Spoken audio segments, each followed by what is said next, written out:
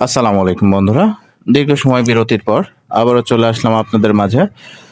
আসলে আপনাদের অ্যানাউন্স করে গিয়েছিলাম যে আমরা গত ৮ তারিখে আমরা কিউকারাডাং বান্দরবনের উদ্দেশ্যে রওনা দেব। তো আল্লাহর অশেষ রহমতে আমরা সাকসেসফুলি সেই ট্যুরটা কমপ্লিট করেছি। আসলে এই ট্যুরটা করতে গিয়ে আমরা যে সমস্যাগুলোর সম্মুখীন হয়েছি বা একটা নতুন রাইডারদের যে বিষয় খেয়াল রাখতে হবে সে বিষয়গুলোই আমরা ক্রমান্বয়ে আলোচনা করব। এটা আসলে করতে যাচ্ছি ৩ টা পর্বেতে। একটা হচ্ছে ট্যুরে যাওয়ার আগের প্রস্তুতি এবং ট্যুরে যাওয়ার সময়কার অবস্থা এবং আমাদের পরবর্তীতে ট্যুর শেষে আমাদের রিফ্রেশমেন্টের বিষয়গুলা। এগুলা নিয়ে মোটামুটি ৩ টা আমি পর্ব করতে চাচ্ছি। তো ১ম পর্বটা আজকে আমরা শুরু করতে যাচ্ছি। আসলে যদি আপনারা বান্দরবন কিউকারাডাং ট্যুরে যেতে চান, সেক্ষেত্রে অবশ্যই আপনাদের যে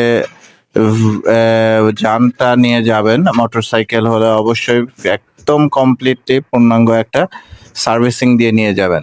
সার্ভিসিং দেওয়ার সময় অবশ্যই যে বিষয়গুলো খেয়াল করবেন সেটা হচ্ছে গাড়ির ক্লাচ প্লেট ঠিক আছে কিনা। এটা ফার্স্ট প্রায়োরিটি। কারণ আপনি যখন আপহিলে উঠতে যাবেন, ক্লাচ প্লেট ম্যাক্সিমাম টাইম যদি না চেক করেন কেটে যেতে পারে।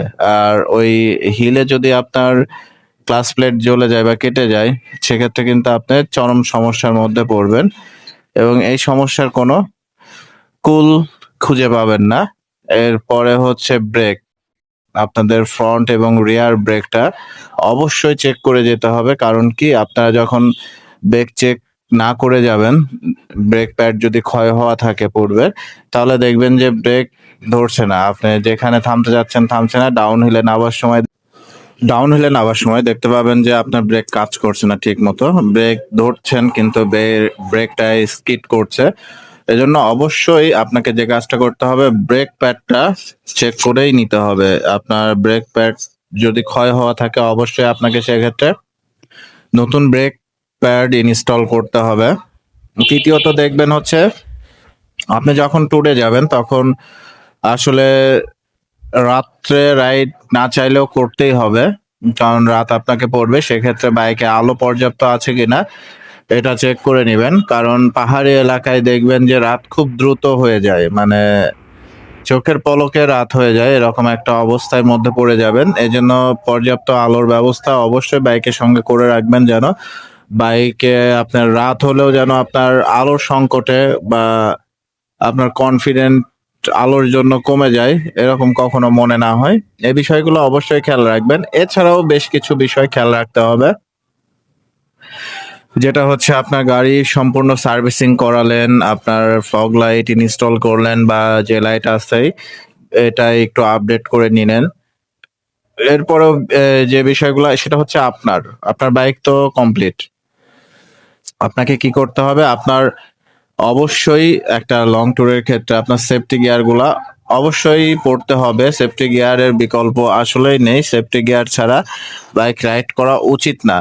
সেক্ষেত্রে আপনার নি গার্ড, এলবো গার্ড এগুলো অবশ্যই সঙ্গে নিবেন। আর অবশ্যই মাথায় সার্টিফাইড হেলমেটটা ব্যবহার করার চেষ্টা করবেন। কারণ একটি দুর্ঘটনা সারা জীবনের কান্না, এরকম যেন না হয়। আমাদের সেফটি গার্ডটা আসলে আমাদের ক্ষতিটা কমিয়ে দেওয়ার চেষ্টা করে।